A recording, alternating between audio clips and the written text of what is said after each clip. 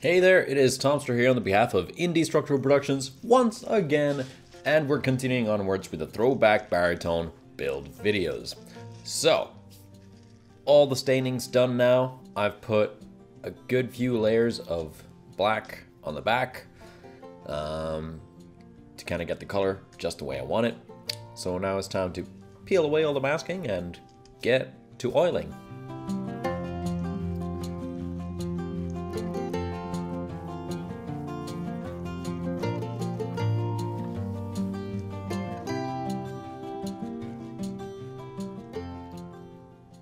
There we are, just making sure that all the lines are crisps. Just making sure that all the lines are crisp and that I don't have any black that's leaked through the masking tape. Everything seems to look good. And before moving on with oiling, I'm just gonna paint the insides of the pickup cavities, because even though this will have pickup surrounds, it will still show that there's bare wood under there. So painting them black will make that look a little cleaner. Now folding my rag up with, folding my towel up into a tool, I'm just gonna pour on the first layer. So first layer, just gonna put in way too much because it's gonna soak through and soak into the wood quite well. Now, as with all oiling processes, it's just a matter of applying plenty and then removing all the excess and buffing it up. So I'm only gonna film the first initial layer because the process doesn't change all that much during this whole thing.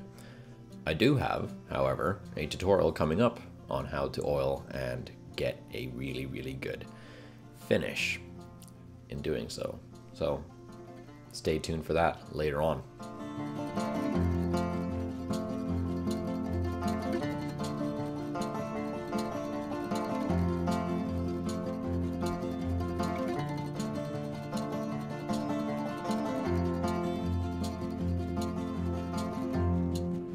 So I'm gonna do this in 3 parts, basically. The top and the sides on the first, and then I'm gonna do the back after that, and then the neck. Just so that the oil doesn't start curing too quickly, because then buffing becomes quite a task indeed. So letting it set for just a little bit is always nice, but I like to take away the excess pretty soon.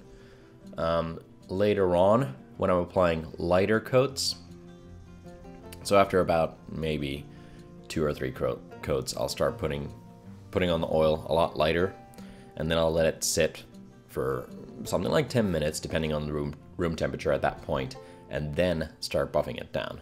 This will give me a much shinier, glossier finish. But as with all finishes, it's all depends on how you sanded your guitar.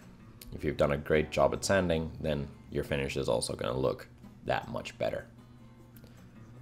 So now oil applied on the back, and it's time to remove all the excess as well.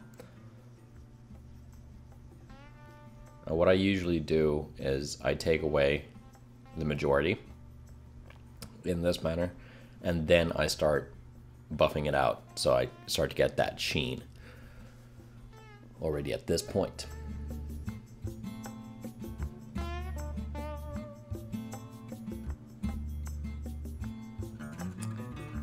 Now, like I said, I didn't film all the processes of oiling, but I did, I think, close to like 8 layers or 8 sessions of oil. With this guitar, I wanted to keep it still pretty satin finished. I wasn't looking for a very shiny end result.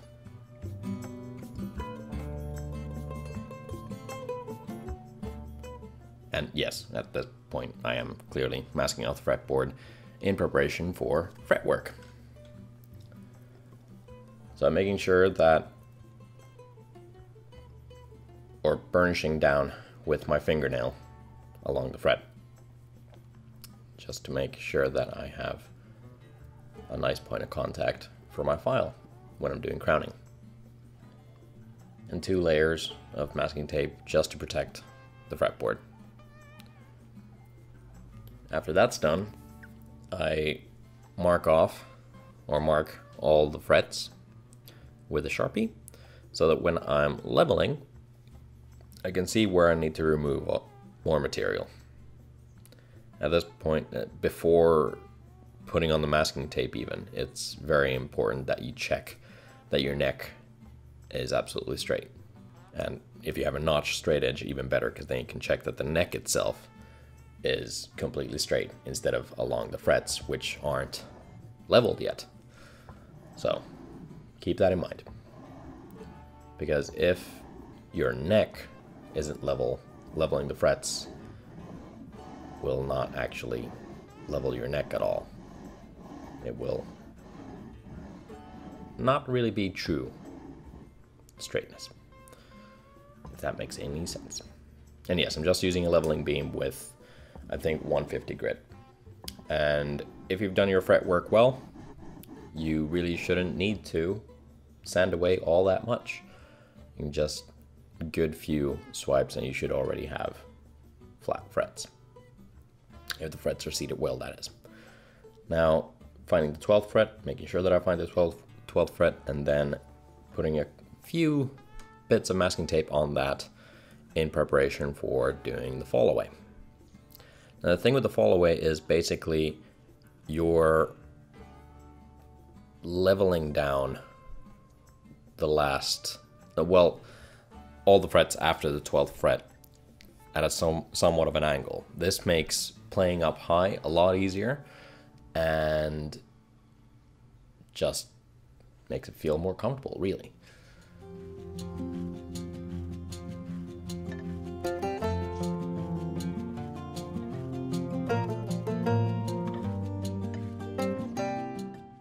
And seeing as this guitar has quite incredible fret access, I might as well also make it extremely comfortable to play at the higher frets. I mean, this is a standard issue, what I do every time, but nonetheless. And yes, mark out the frets before sanding. So I have masking tape on the 12th fret to kind of create a little bit of an incline, and I have masking tape on the leveling beam now so that I don't sand away on the 12th fret. That would be kind of bad. So yeah, once again, marking out things with a Sharpie just so you have a point of reference as to how much material you need to lose. Bear in mind that the more layers of masking tape you have on your 12th fret, the more of an incline you will have on your fall away. So just a couple of layers will do just to make it that little bit more comfortable and easier to play. You don't need to have a huge ramp.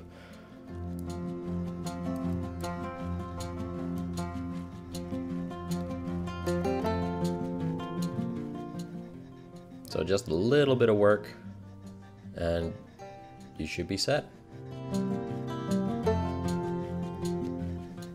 And now going back for the 3rd time and marking out all your frets with a Sharpie. This is now in preparation for doing crowning.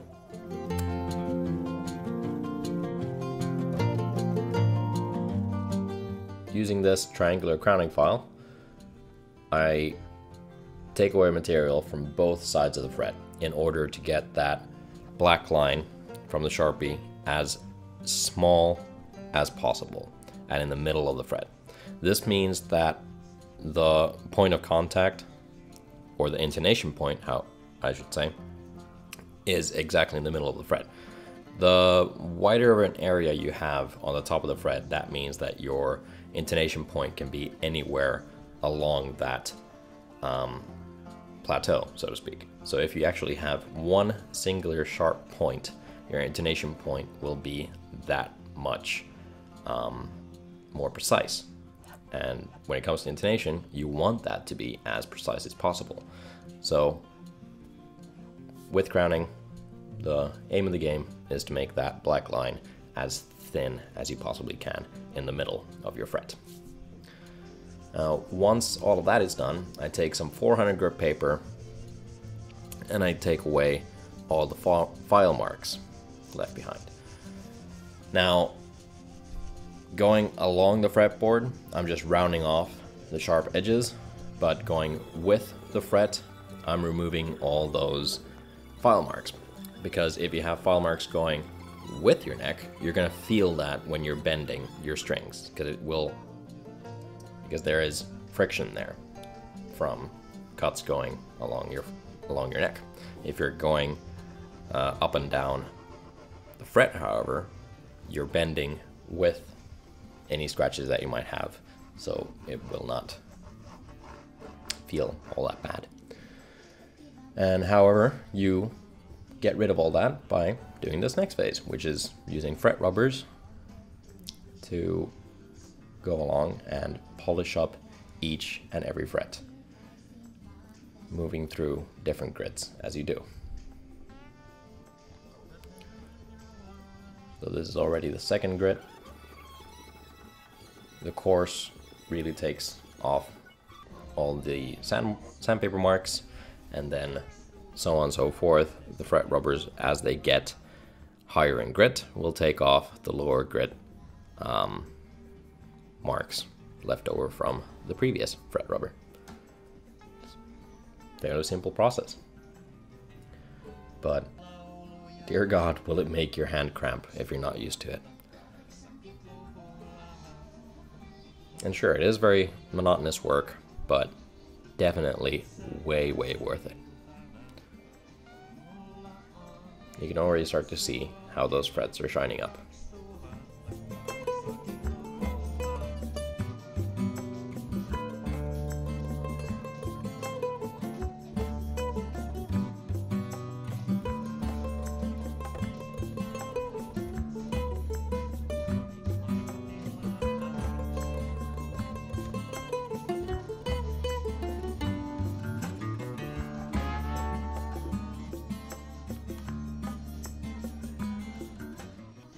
Now with this last fret rubber, I'm basically bringing the frets up to a shine that you would get straight out of a factory. But I'm gonna go one step beyond that and take some chrome polish and polish them up by hand to get a mirror shine. Because the shinier frets are, the more comfortable they are to play. So I always polish them up all the way to a mirror shine. And because I don't have a buffing wheel, this just takes a little bit of elbow grease to do by hand. But again, definitely well worth the effort.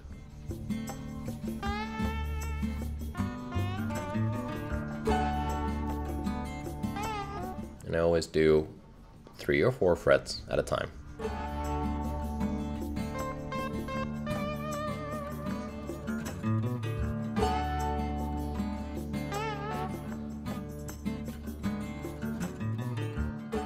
Now, the video is at its end once again. I would like to thank you very much for watching, and I will see you guys next week.